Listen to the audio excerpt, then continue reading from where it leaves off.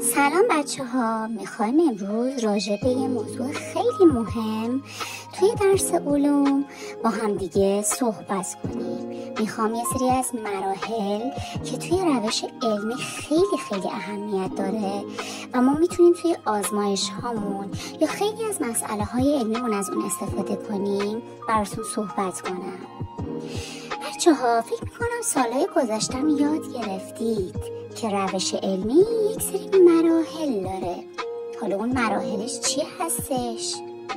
آفرین، مشاهده، طرح پرسش، فرضیه سازی یا همون حدس علمی و منطقی، یا در واقع همون پاسخ احتمالی به یک پرسش، آزمایش، جمع‌آوری و ثبت اون اطلاعات و در نهایت هم نتیجه گیری.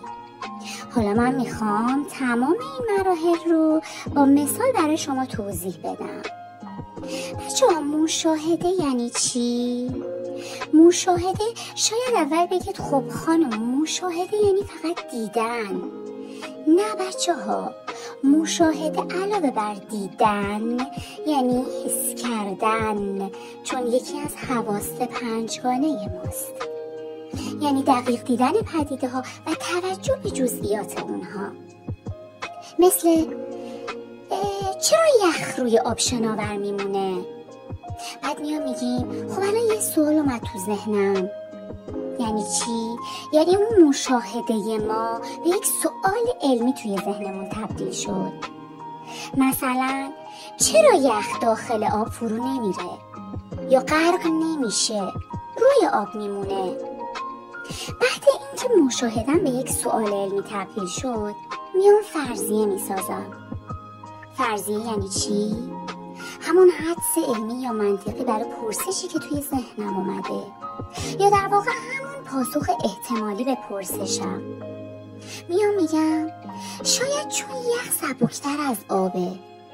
خب این یه حدسه. برای اینکه ببینم حدسم درسته میام چیکار میکنم؟ میام آزمایش میکنم. میام یه آزمایش طراحی میکنم برای اینکه ببینم فرضیم درسته یا نه. میام اندازه گیری میکنم وزن یخ و حجم آب و بعد میام ببینم چه اتفاقی میفته.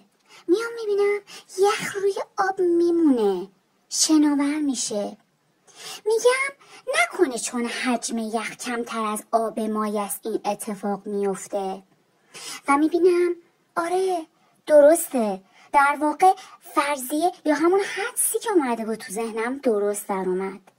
پس میام به صورت دقیق مشاهداتم رو یادداشت میکنم و نتیجه آزمایش رو مینویسم و در نهایت یه نتیجه گیری کلی میکنم. میگم فرضیم درست بود. بله، آب وقتی یخ میزنه حجمش کم میشه، کوچیک میشه و چگالیش کمتر از آب مایع میشه و همین عامل باعث میشه که یخ روی آب بمونه. پس فرضیه من کاملا درسته و میتونم بگم